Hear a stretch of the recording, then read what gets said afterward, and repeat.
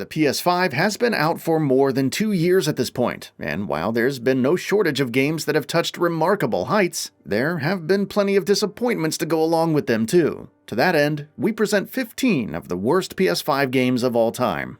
Before starting with this list, it's important to acknowledge that our opinion of these games is subjective, so while we may find them to be disappointing, you could have had a great time with them regardless, and if that's the case, more power to you. With that out of the way, let's begin. Godfall. When Counterplay Games showcased Godfall for the first time, it seemed like a great RPG with spectacular visuals and addictive combat. But when it finally released, it turned out to be a disappointing experience that's rife with apparent flaws all around. The game is plagued with repetitive gameplay and uninteresting loot mechanics, all of which result in an experience that's not worth sinking your teeth into. Rustler. Jutsu Games tried to mix medieval elements with the chaotic top-down action of the original Grand Theft Auto games with Rustler, and while that combination certainly sounds enchanting, the end result is anything but. Rustler suffers from all kinds of issues, ranging from poor game design to bland missions to technical issues and so much more. There are some cool ideas here, but they crumble under the weight of the shoddy moment-to-moment gameplay, which makes the entire package a big disappointment. Grand Theft Auto: The Trilogy, the Definitive Edition. Grand Theft Auto: The Trilogy, the Definitive Edition aims to bring the experience of the PS2-era GTA games to a modern gaming landscape, and it could have been so much better if the developers put a little bit of effort towards it all. What fans got was an underwhelming package filled to the brim with bugs, glitches, and improvements that felt more like downgrades from the original experience. It's easily one of the biggest disappointments of recent memory, and Rockstar's conscious decision to keep vital information hidden from the public up until launch also made the whole situation so much worse. In Nightmare.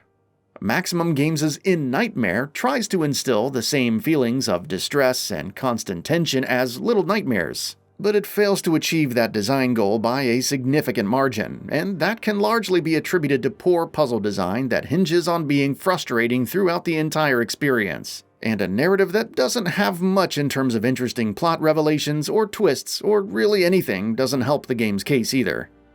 Ballon Wonderland.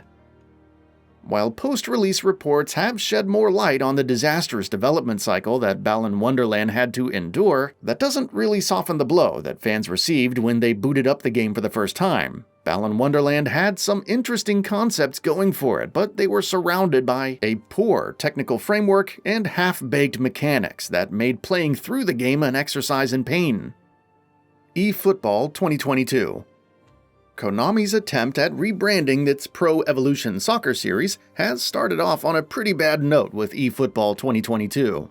This free-to-play soccer sim is plagued with game-breaking bugs at launch, and while post-launch patches have alleviated some of those issues, other prominent criticisms, such as the lack of varied game modes and general polish within gameplay mechanics, haunt the game's fates to this date.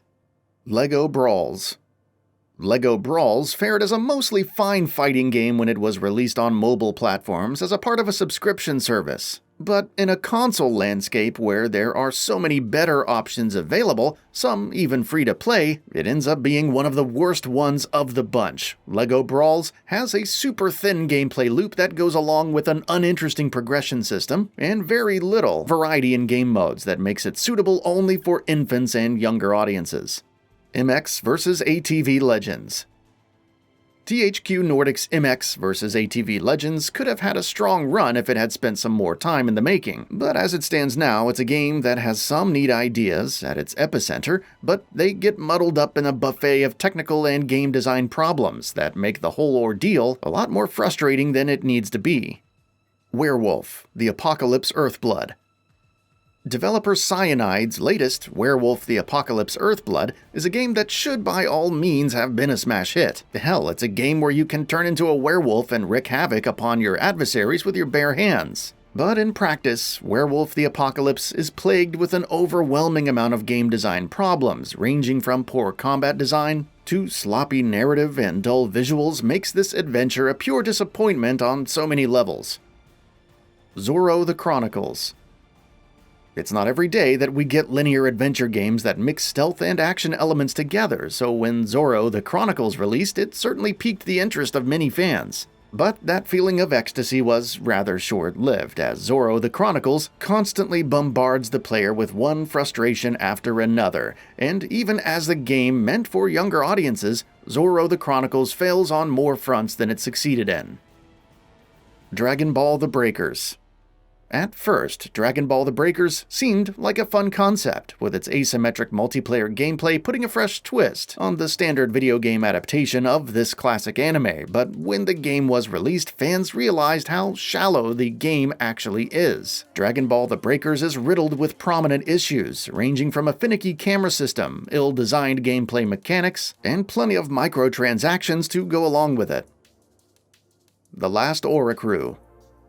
Souls-like games are dime a dozen these days, and while some are excellent takes on this newfound genre, others are anything but. As you might have already guessed, The Last Oricru finds itself in the latter category, mostly thanks to uninteresting writing and a wonky combat system. Story choices in The Last Oricru do hold interesting ramifications for the plot, but that doesn't really amount to much in the face of other prominent problems with the moment-to-moment experience.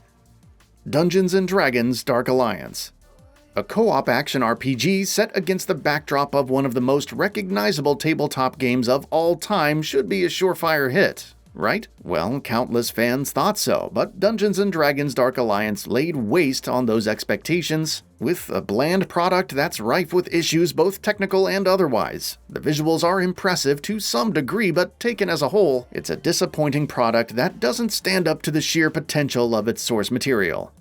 Match Point Tennis Championship. Taurus Games' Match Point Tennis Championships might not be the worst game on this list, but it's not a game that's going to hold your attention for more than a couple hours at best. The actual gameplay mechanics are fine, if simplistic enough for the most part, but everything surrounding that is underwhelming. And that includes a bare-bones career mode with little personality and bland visual presentation, among other issues. Tennis World Tour 2.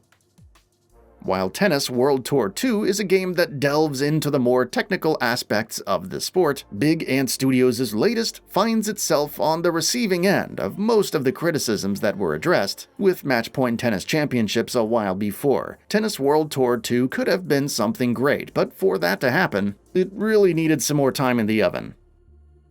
That's all for now. If you enjoy what you saw, please hit the like button. And if you're new to the channel, now is a great time to subscribe. We upload brand new videos every single day. After subscribing, don't forget to enable all notifications by clicking the bell icon. Thanks for watching this video, and we'll see you next time, right here on Gaming Bolt.